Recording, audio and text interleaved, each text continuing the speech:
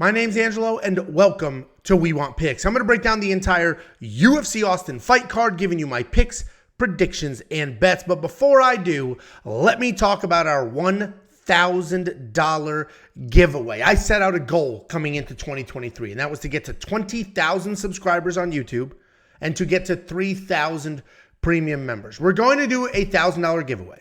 The only things that need to happen for me to give away this money is the We Want Picks YouTube channel hits 20,000 subscribers.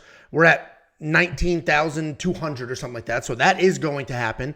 And the Picks Nation YouTube channel gets to 10,000 subscribers. If both of those two things happen before the end of the year, I'm going to give away $1,000. If you're just a regular person, a day walker, not reaping the benefits of premium membership, I'll give you $500.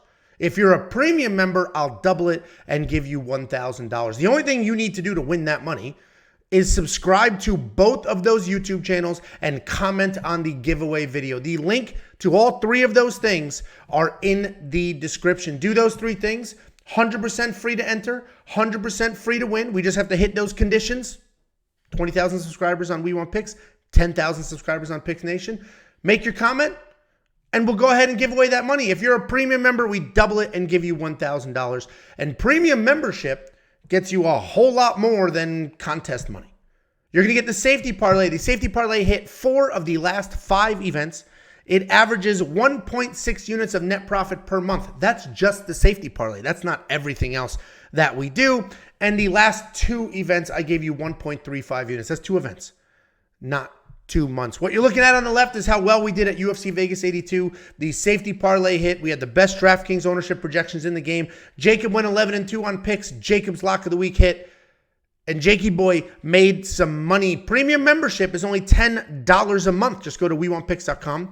Click Become a Member at the top. Not only are you going to get the safety parlay, you're also going to get tools, insight, and information. And look at what our premium membership has done for the community. These are premium member tickets. Over $54,000 in winnings from premium members alone. A lot of people hammer that safety parlay and a little bit of a touch of the lock of the week. Lock of the week's free. That's not a premium thing. But a lot of people hit up both of those things and made some very good money. $54,000 in winnings from premium members, not regular day walkers.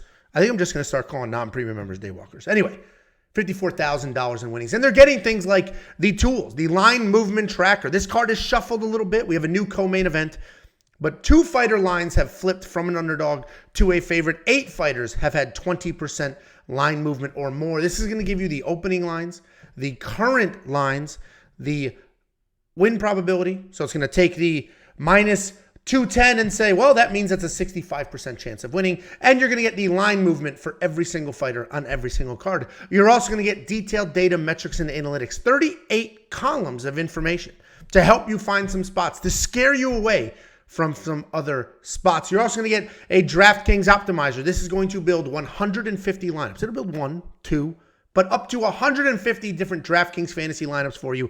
Everything I've just mentioned is included in that premium membership. WeWantPicks.com. Click Become a Member at the top. You're also going to get more than just very handsome me and Big Red Jake. You're also going to get Artem, who's breaking down more than just UFC. He's going to give you PFL, Bellator, LFA, all of those cards. You're going to get Pick Doctor. Pick Doctor is an AI, has developed Pick GPT that is picking fights solely based off historical data. It is picking at a 75% accuracy over the last 5 events. You're also going to get the MMA Minute. He's got 30,000 subscribers on the Tiki Taki and Running Mouth MMA. There are 3 of them giving you picks, bets, round line leans, and insight. All of this and so much more that I can't talk about because people start bitching when these intros get too long. At WeWantPicks.com, click Become a Member at the top. What are you going to do? Sign up for some random dude's Patreon that gives you 3.5 bets a week? Or unlock the greatest value in this space for only $10 a month. Picks, bets, round line leans, confidence, insights, 8 different analysts, an AI picking fights for you, tools like the line movement tracker, data like the 38 column spreadsheet, and a DraftKings optimizer. All of that for freaking $10 a month. Don't forget to follow our socials. That's free. Everything I just mentioned was for $10. Following the socials is free, and it supports us greatly, especially the 2 YouTube channels, so that we can give away that $1,000. Last thing on that $1,000 bucks. A lot of people are saying, hey, listen, instead of giving $1,000 to one person, Why don't you give $100 away to 10 people or something like that? Let me know what you think of that. I like just, it costs you nothing to enter. That's why it's like, I'd rather give away a giant chunk of money to one person, make it a huge deal. But if, I get it. You'd rather have more of a chance at a smaller amount. But you let me know. We could always adjust how we pay it out, but we can't adjust who wins. Comment on that video. Do all the things. We're going to use a random comment picker. You want to send us some mail? You can send us some mail. If you watch the last Fight Foods vlog, for every pay-per-view, I film a vlog about what happens the couple of days leading up to the fights, the day of the fights. Jacob and I live react to everything. People have mailed us stuff. Last time, somebody mailed us the hottest hot sauce I have ever experienced in my entire life. Taking that was a bit of a challenge for a couple of days. So if you want to mail us something, go ahead. I prefer you don't mail hot sauce anymore, but here's the address. Send us something. We will open it on every single Fight Foods vlog. The UFC 296 event is in a couple of weeks, so get that stuff out now. We'll open it on that vlog. Finally, let's go ahead and break down this card. Opening up, UFC Austin, we have Veronica Hardy, formerly Veronica Macedo, taking on Jamey-Lyn Horth. It is important to note that Jamey-Lyn Horth is coming down in weight. This is her first fight at flyweight. And I know a lot of people are like, oh, Jamey-Lyn Horth, she's going to be huge. She's going to be a bully. But we'll talk about that. Jamey-Lyn Horth, she's a solid striker. She's got decent accuracy, very good power. She moves well. She'll mix up some kicks, some techniques, and she's going to pressure forward that whole time. She has solid fight IQ, and she does follow a game plan well. Her takedown defense is good. It's not great, but she does work her way back up to her feet well if she is taken down. She's coming off a UFC debut win over Haley Cowan, where she was taken down twice, but she controlled that striking pace. She's taking on Veronica Hardy, Dan Hardy's wife, formerly Veronica Macedo. She's a technical striker. She's very light on her feet. She's very fast. She bounces around and charges forward with lefts and rights before circling out and then starting that cycle over again. She's fast and she's creative with her striking, but she's not powerful. There's no power whatsoever there. But she is not just a striker. We saw in her last fight against Juliana Miller, she went 4 for 4 on takedowns, hit every single takedown she attempted. It was clear that she was well-trained, well-coached, and she's got very high fight IQ when a fight gets to the ground. And she can get it to the ground when she needs to. I already broke down this fight, right? And the narrative in the comment section was, Veronica Hardy has 1 win in 6 years. Jamey-Lyn Horth is coming down in weight. She's going to be massive. All those things are probably true. Jamey-Lyn Horth is a favorite. She's the favorite. She's supposed to win this fight. But I like Veronica Hardy to win. I think she's going to be the faster striker. Definitely not the more powerful striker. I think she's going to be the faster striker. I think she'll have probably some better footwork, move around pretty quickly, and we know she can wrestle. We saw it in her last fight. Yes, Juliana Miller absolutely sucks. I get it. But we saw that Veronica's takedowns were clean, they were fast, they were well-timed, and she's well-coached. That narrative of Veronica has only 1 win in 6 years, whatever the hell it is, that's because she didn't fight. Like, that's a ridiculous narrative if it includes a layoff. Like, that's like, oh, Conor McGregor hasn't won a fight. Yeah, no shit. He hasn't fought in 2 years. Like, I get it.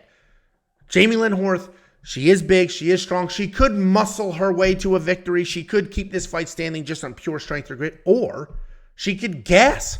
5'7" at flyweight is not nothing. She could slow down big time. She can tire out after the first round. And fresh, fast Veronica Hardy could touch up on the feet and get some takedowns going. I think Veronica Hardy wins this fight.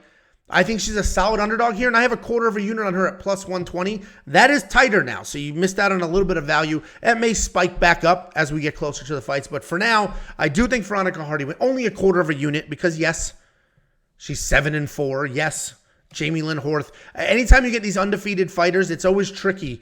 Like, is this 6-0 on her way to 20-0, or is this 6-0 because she fought a whole bunch of nobodies? Even Haley Cowan's like big and athletic, but not a very good fighter. So anyway, I think Veronica Hardy wins this. I understand the people's concerns, but I threw a quarter of a unit on her at plus 120. Then we have Wellington Turman taking on Jared Gooden. Listen, I have not put together a safety parlay yet for this fight, or for this card. I'm nervous. There's a couple of fighters here that I'm like, yeah, should absolutely win. And Wellington Turman is one of those guys. He's a solid grappler. He's slick on the ground. He's always looking to sweep or submit. Striking is not very powerful, right? He doesn't have that big one-punch power, but he does have some good entries. He does use his footwork pretty well. He is coming off that loss to Randy Brown, where he did have a little bit of success striking, but he just did not do enough to take a second round. He lost 29-28. He's taking on Jared Gooden. This guy is explosive. He's got power. He's got good takedowns as well. He's not great anywhere, but he's athletic. He's fast. He hits very hard. And that can afford him some success. He's a very dangerous guy who has had an unfortunate run in the UFC. He went 4-1 on the regional scene, right? He was cut, went 4-1 on the regional scene, got back to the UFC. It was a short notice fight against Carlson Harris where he was taken down 5 times and lost that fight as well. So the guy went 1-3 in the UFC, cut 4-1 on the regional scene, came back to the UFC, lost that fight. Wellington is about a 2-1 favorite right now, and that is actually continuing to widen. I get it. On paper, I completely understand. He has improved striking. He's got very good grappling, but he's also a little bit inconsistent. The striking progress that he made in that Petrosky fight, if you watch that Petrosky fight, his striking looked very, very good. But that all seemed to be gone in his next fight against Randy. So all of a sudden, it's like, wow, Wellington Turman, very good jiu-jitsu, now very good striking. He's going to be somebody. And then he fought Randy Brown, and it's like, oh, the striking's gone.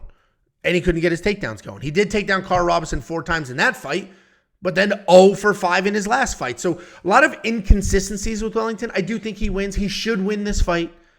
I think Wellington Turman is probably going to weather whatever storm happens on the feet, shoot a couple of takedowns, and then grind out a win.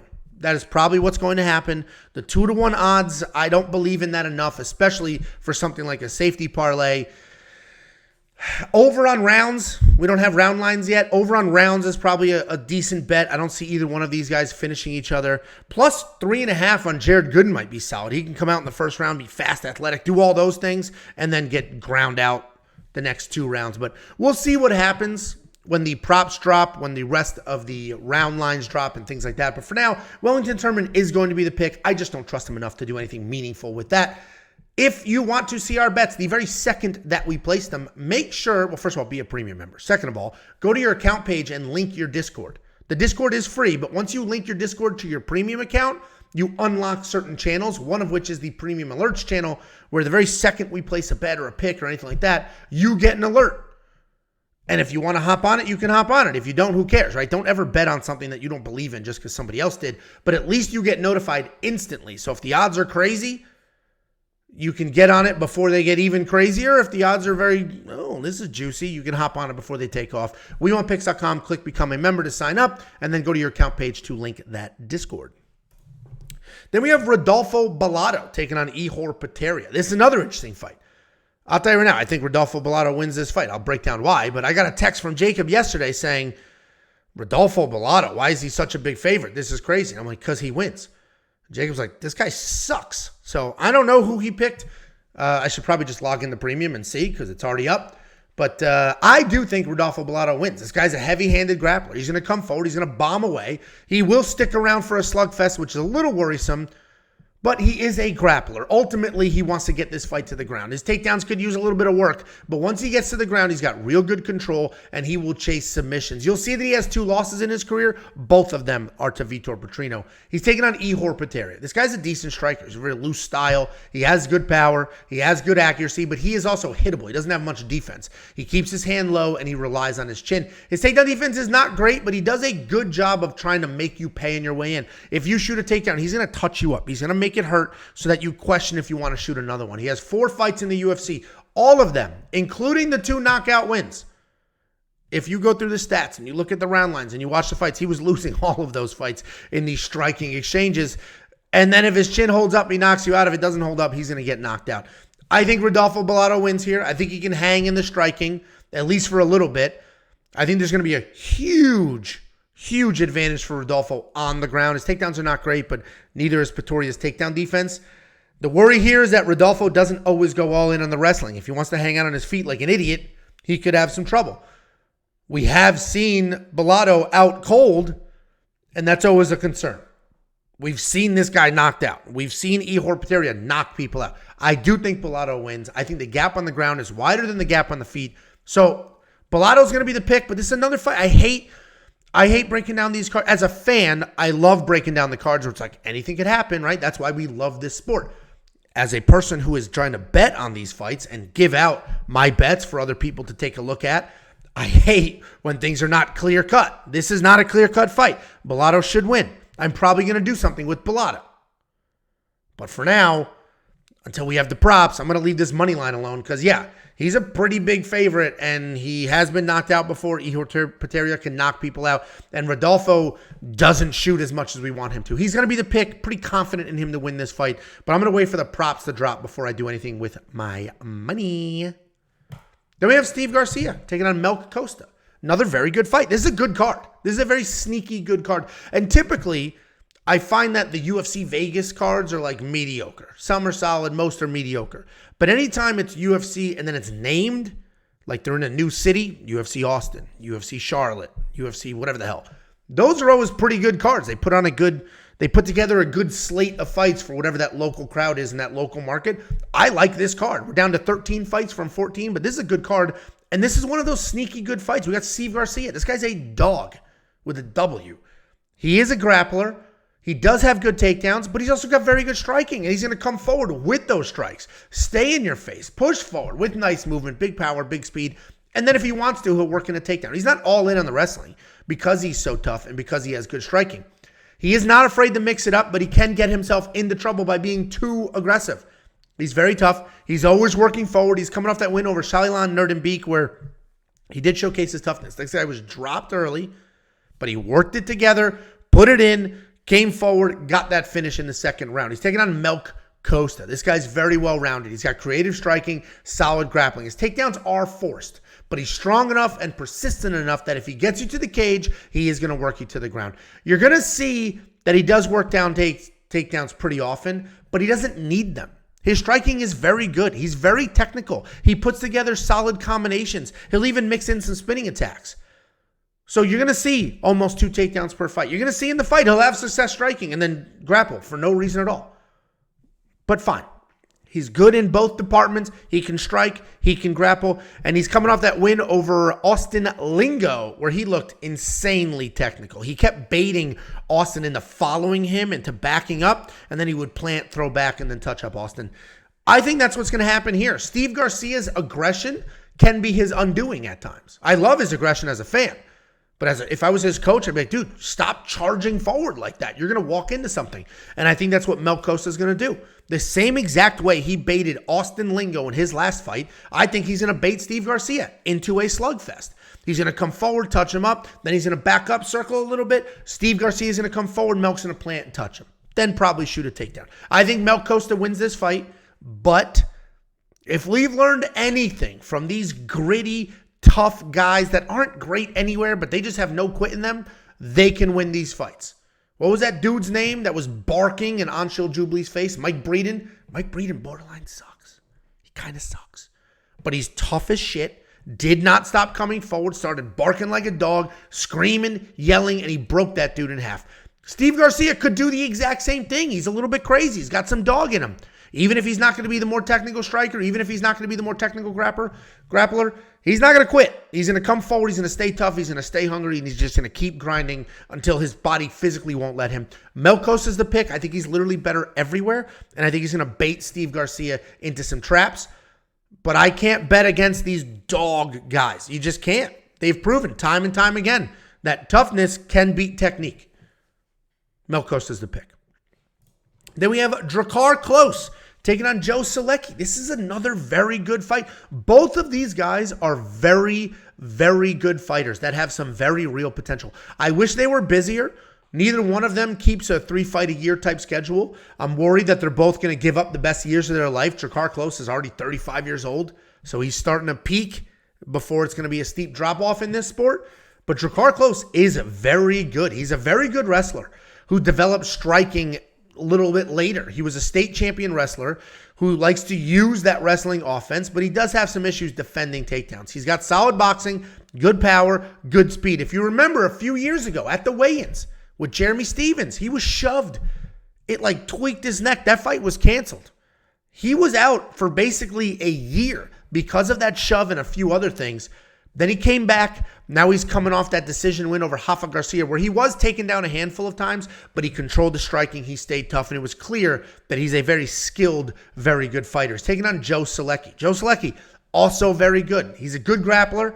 He leans heavily on his wrestling and his takedowns. He is slick on the ground, and he really makes things happen with pressure and transition. He also has some solid hands with clean boxing. That's not just there to set up takedowns. He will, however, lose a technical striking match if he doesn't get the takedowns going. If he doesn't threaten with shots and he's just standing there trying to box you up, you're going to touch him up, and especially in this fight, Drakkar Klose would light him up. He's coming off that win over Carl Dayton III, where he landed 3 total strikes.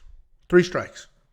But he had 2 takedowns in a second round submission. But imagine you fought like 7.5 minutes and you landed 3 strikes. But that's all he needed. This is a very competitive fight. Both of these guys are a couple of wins away from being like, oh shit.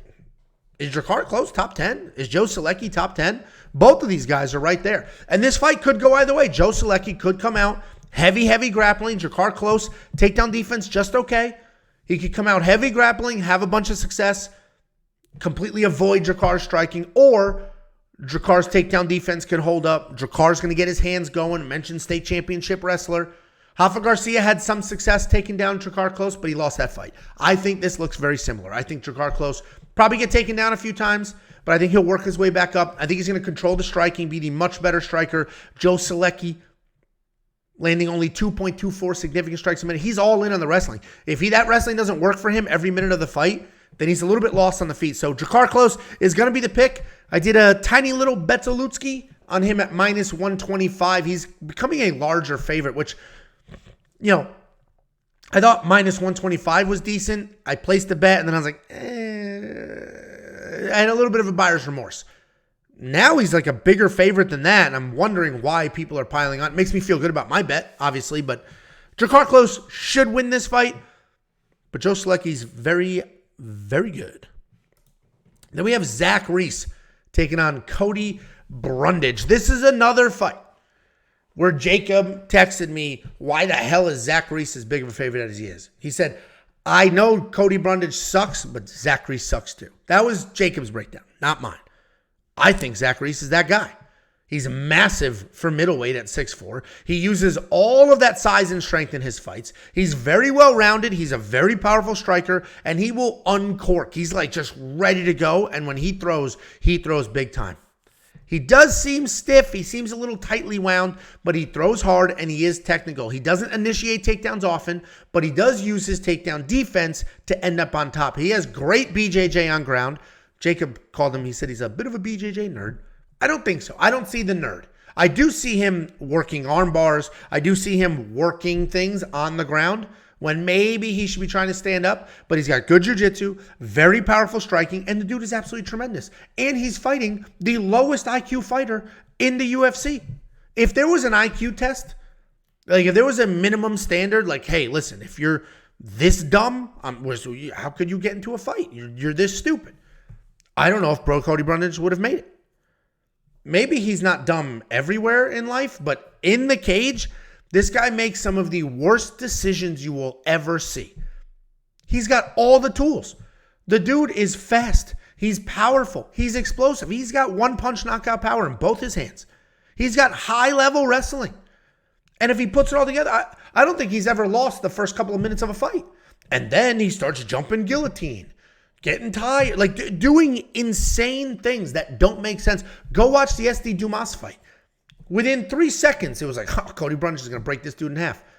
And then 20 seconds later, it's like, why the hell is Cody Brundage pulling guillotine? What the hell is this guy doing? What are you doing? And then you're yelling at the TV, and Cody Brundage is out there ruining whatever you had going on. He is coming off a win over Jacob Malkoun, where he put on a little bit of a show, little acting chops going on there, and then he snuck out a DQ win by pretending a back of the head shot was just the end of it. And I think the UFC is punishing him a little bit. They're like, all right, Cody. Oh, you wanted to play that game and get yourself a fake win. Well, here's Zach Reese. The guy is tremendous. The guy hits like a freight train. The guy has very good jiu-jitsu. And even if you have some early success, we're positive you're going to make a mistake. And Zach Reese is going to win this fight. I think Zach Reese wins this fight. I'm very confident Zach Reese will win this fight.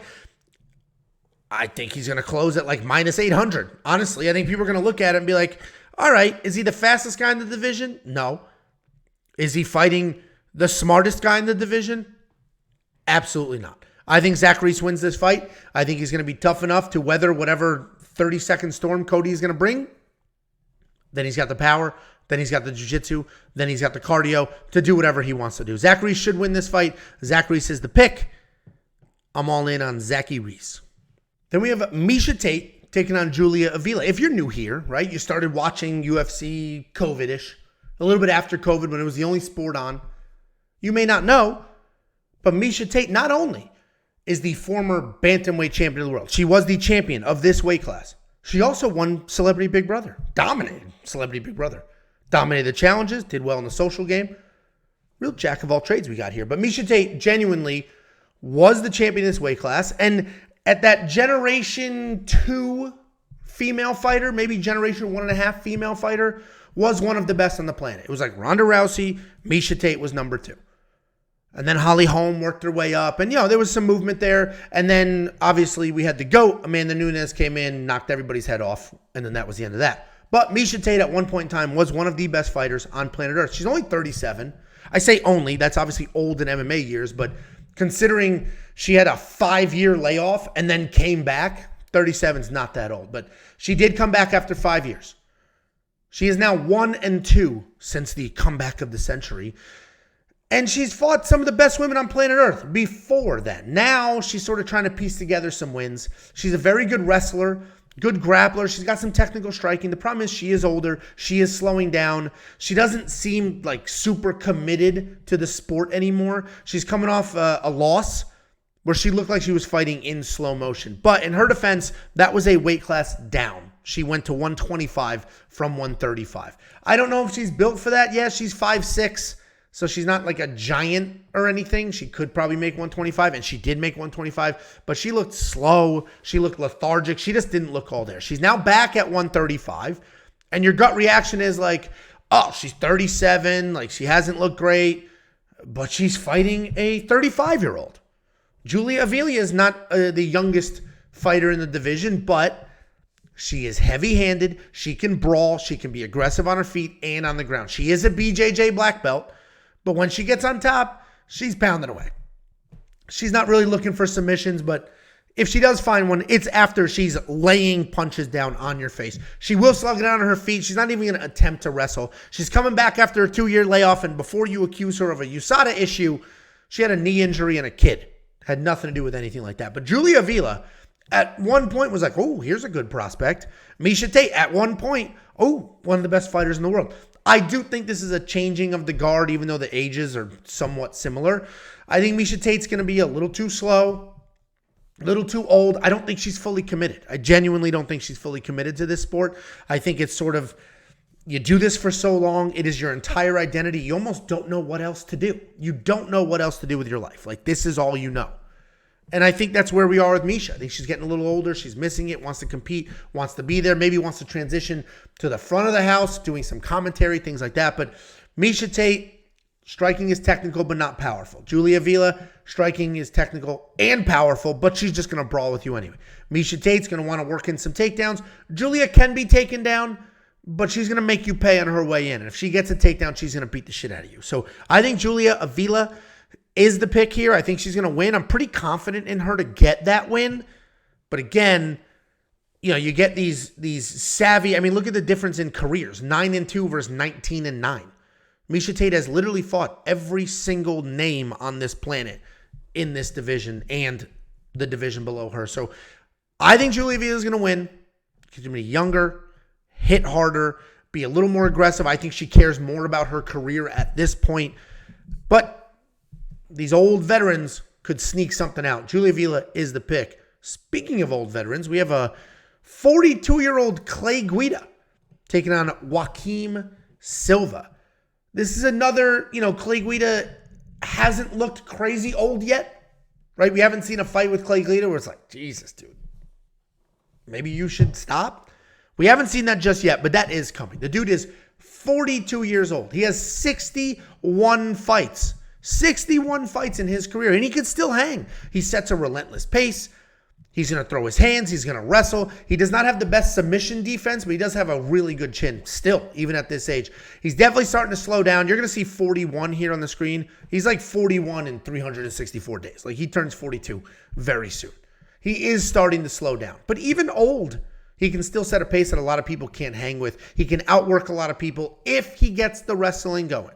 He is coming off that striking loss to Rafa Garcia where he landed fewer than half the total strikes and he went 0 for 3 on takedown attempts. I think this is starting to be the end of the Clay Guida era. But what I will say, if you have never really seen a Clay Guida fight, or if you've only known him as the older guy, go back, watch his fight versus Diego Sanchez. Like, what? This guy has so many legendary fights. I would love to know the stat. There's a website that UFC has just dedicated entirely to records. I bet Clay Guida might have more single fights in the Hall of Fame than maybe every other fighter. I mean, it's insane the wars that this guy has been in, the entertainment that he has provided all of us from the mid-2000s to now. He has been in the UFC for an insanely long time, and I appreciate everything Clay Guida has done for us. But he is fighting Joaquim Silva. This guy has great BJJ, fantastic hands. He's very explosive. He's always looking for a knockout. And even though he does have that BJJ black belt, and he is more than capable on the ground, he never attempts takedowns. He's looking to strike. He has so much power in his hands that he's live for every single round, every single minute. He's coming off that stoppage loss to Arman Tsarukyan, but his striking looked good. He had Arman on ice skates for a minute there.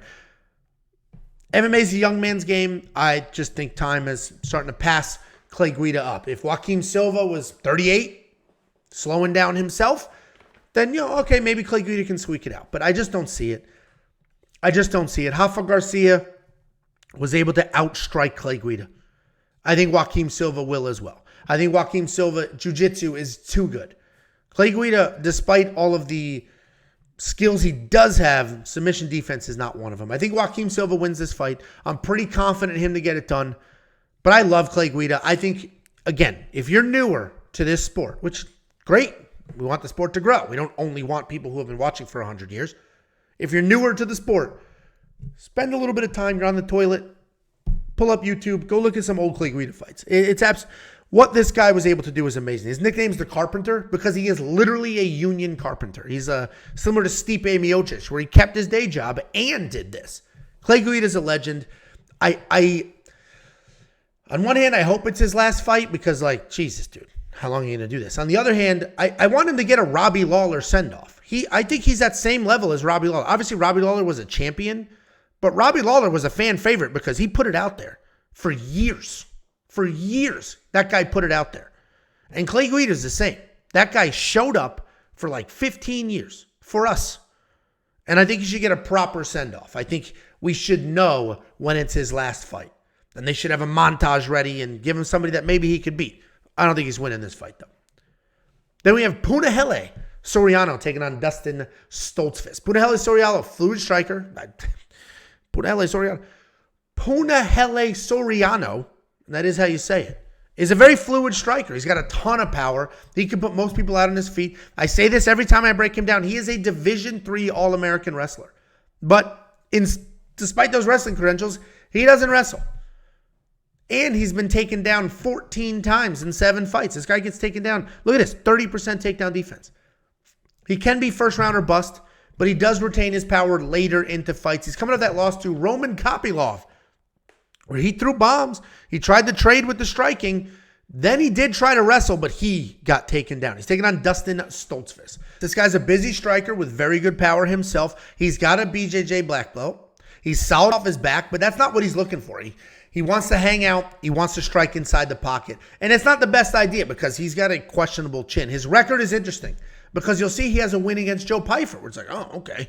But that was literally an arm break injury. You'll also see that he has 4 losses, and you can say, oh, well, this guy sucks. But they're quality losses. 3 of them were to very good grapplers, and one of them was to a very good striker. And this is a hard card to find reasonable spots, right? This is a hard card where I'm this guy's going to win. And in theory, Punahele should win this fight. Should he be a 3-1 favorite? Absolutely not. That's insane. How could you make Punahele Soriano a 3-1 favorite? On paper, dude has one-punch knockout power. Handsome as hell. One-punch knockout power. Division III All-American wrestler. Dustin Stoltzfus, only a 46% takedown defense. Dustin Stoltzfus can get knocked out. Punahele, on paper, I get it. But we just watched Punahele get taken down by a striker. He doesn't wrestle nearly as often as he should. He gets taken down. He gets cracked. Punahele is going to be the pick here. He's got to be the pick for all the reasons I mentioned. But, damn, I'm not parlaying this guy. He's the exact type of guy that's going to bust up a parlay. I don't trust him necessarily with my money. I hope he comes in here. I hope he realizes like, oh shit, I am sort of fighting for my career at this point. I hope he comes in. If he wants to throw those bombs, great, but then start wrestling. Start wrestling. Start shooting. Use that D3 All-American Wrestling. Get people to question what's going on, because if he just hangs around for the striking, things aren't going to go that well. Guida Soriano's the pick, but very low confidence. Do not parlay this man. You're going to see the odds. You're going to be like, oh, let me do not parlay this man. Then we have Sean Brady taking on Kelvin Gastelum. This is a great fight. We got Sean Brady, high-level grappler. Grappler. I'm not saying wrestler. I'm saying grappler. There's a difference. Grappling is like the jujitsus of the world. Wrestling is wrestling. He's a high-level grappler. He does have some power in his hands at times. He plots forward. He'll throw the bombs. He'll work in a spinning back fist every now and then as well, and then he'll shoot a takedown. He can be dangerous on his feet.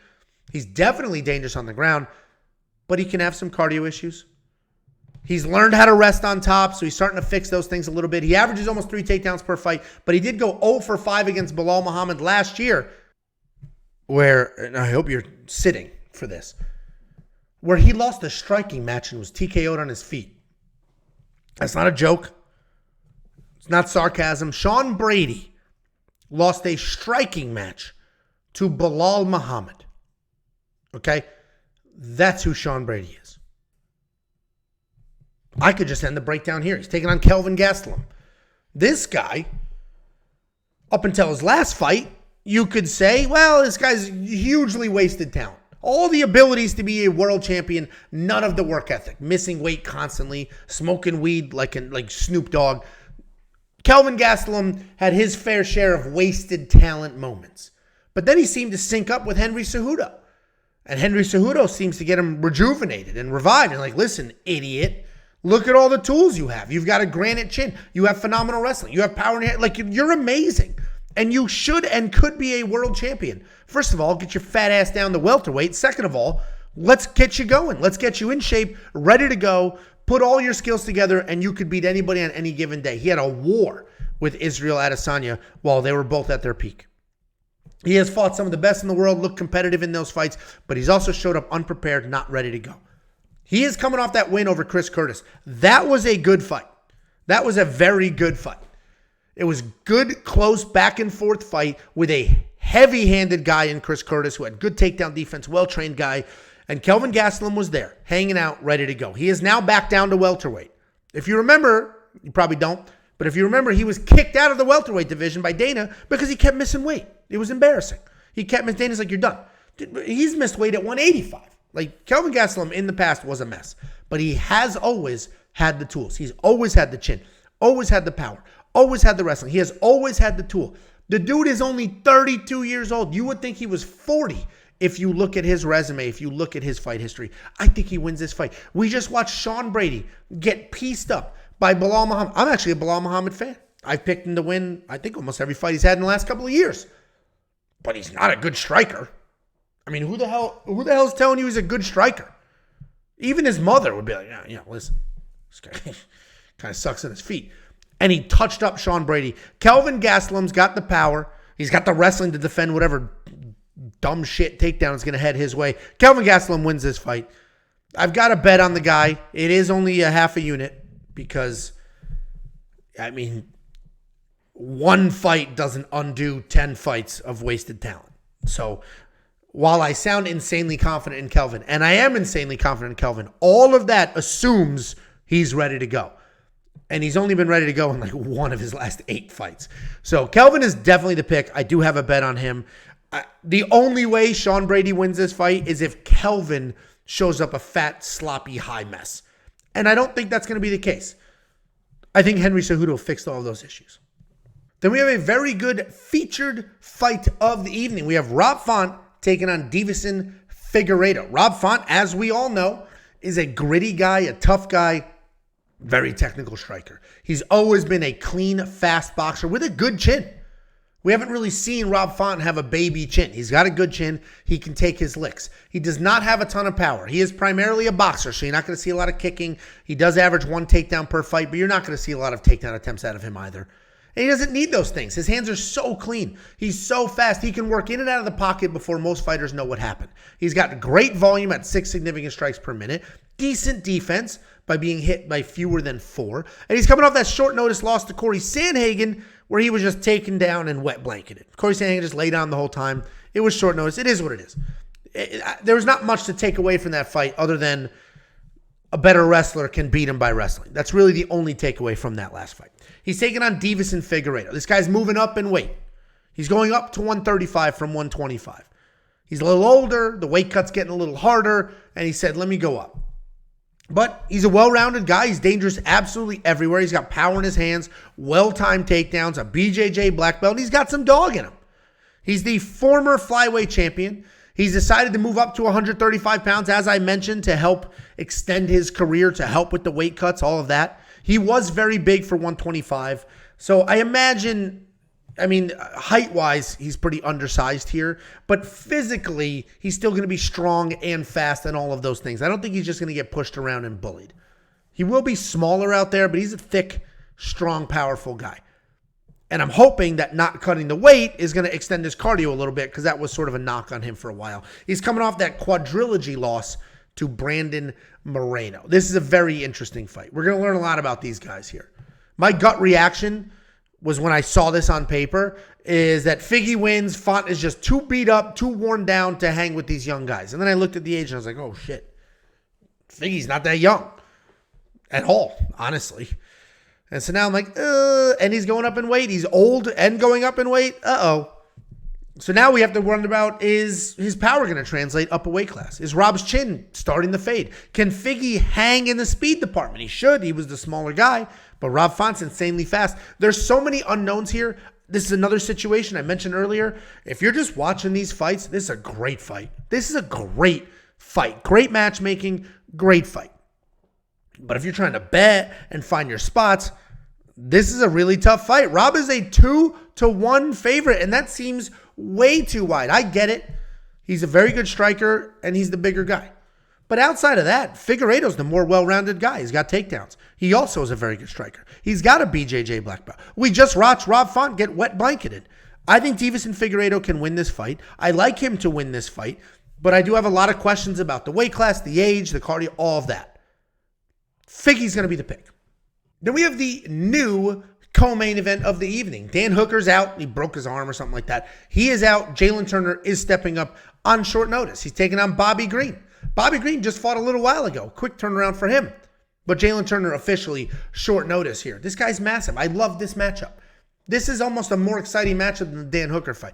The difference was in the Dan Hooker fight, we had 2 aging vets that all of a sudden find themselves winning. Let's see what happens. One of them could get their career going again. But now we got a young prospect in Jalen Turner coming off a couple of losses, taking on sort of an aging vet that has proven to still be tough in Bobby Green. Jalen Turner's tremendous. This guy is 6'3" at lightweight. He's a very good boxer. He's got good forward pressure, and he will keep that fight at range. He uses that range well. I mean, he's 6'3", 77-inch reach, and he's one of the few people that uses all of that really well. And even though he is known as a striker, 3 of his last 4 wins are by submission. And that just shows you how well-rounded he is. He's coming off back-to-back split decision losses. The first was to Gamrot, where he looked good, but he was taken down after winning the striking exchange. The second was to Dan Hooker. He did not win that fight. That probably shouldn't have even been a split decision. He was taken down, he was knocked down, and he was playing catch-up. He had a takedown in that fight as well. Jalen Turner, he just got outdogged in that fight is essentially what happened, but he's still a prospect. He's still very good. He's taking on Bobby Green. Tried and true vet. He's a busy striker. He's got that showboat Roy Jones Jr. style. His hands are low. He's doing the fun in the games, and he can make stuff happen because he's so fast and his boxing is so slick. He's got great volume, incredible defense, and up until 2020, slick wrestling as a backup plan. He has 11 knockouts under his belt. Typically, though, they're volume TKO, but he did just one punch that absolute clown shoe Grant Dawson. Just bink, fight's over. What an embarrassment that was. But good for Bobby Green. This is another really solid matchup. Originally, Bobby was going to fight Dan Hooker, who, like Jalen, is a striker, but he's not long. And he's a little more hittable. Now he's fighting a very rangy guy with very real power, real submissions, and good control of distance. I do think Jamey-Lyn wins this. But there is something to be said about short notice, especially short notice after a holiday based solely around food. We're coming off Thanksgiving. Jamey-Lyn Turner is already tremendous.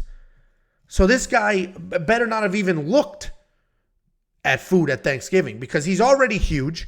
He's stepping up on short notice. He's got to come down to lightweight. Like, there's a lot working against Jamey-Lyn Turner. And then 2 split decision losses in a row as well. Jamey-Lyn Turner hasn't had a win this year. I do think he's going to win this fight, though, because skill for skill, Jamey-Lyn Turner can manage the range, can manage the distance. He's more powerful. He's busy. And he can really make something happen. Bobby Green knocked out Grant Dawson with 1 punch. Great. Grant Dawson sucks. But Bobby Green was also getting lit up by Jared Gordon before that headbutt. I think Bobby Green is starting to fade a little bit. I think that Grant Dawson knockout was awesome. It was a ton of fun. He beat Tony Ferguson, also 185 years old. So I think this recent Bobby Green resurgence is just perfect circumstances and less about like, wow, Bobby Green really is this good. He's a huge fan favorite. I absolutely love the guy. I almost hate that this is the fight because it's not necessarily better for the division, right? You want the young guys to beat the older guys to build up some prospects. I was loving Bobby Green versus Dan Hooker. I do think Jamey-Lyn Turner is going to piece up Bobby, make something happen, maybe snatch his neck, something like that. So Jamey-Lyn Turner is going to be the pick, but there are some, he's minus 250 favorite, so almost a 3-1 favorite. Again, he's huge. It's short notice. We're coming off a holiday. Like, there's a lot that may have Jamey-Lyn Turner out of sorts. I don't have a bet on him yet, but I'm going to wait for the weigh-ins. If he looks good at weigh-ins, made weight, looks great, whatever, then I am going to bet him. I am that confident in him to win. I just don't necessarily, he's so huge. I don't necessarily trust the weight control, the weight management, or any of that. And the only way to know for sure is to wait till weigh-ins and see how he looks. But Jamey-Lyn Turner is the pick. Let's move on to the main event. We have Beneil Dariush taking on Arman Tsarukyan. This is another interesting fight. This is a very good main event. Arman Tsarukyan's a big favorite. And I'm a little bit surprised why. I said this whole thing in my early breakdown last week. But I get it. I'm a huge Arman Tsarukyan fan. I have picked Arman Tsarukyan to win every single fight he has had, including the loss to Gamrot. I picked him to win. I actually think he probably won that fight against Gamrot. But Arman Tsarukyan is a come-forward wrestler. Non-stop wrestling. You see he averages 3.43 takedowns per fight.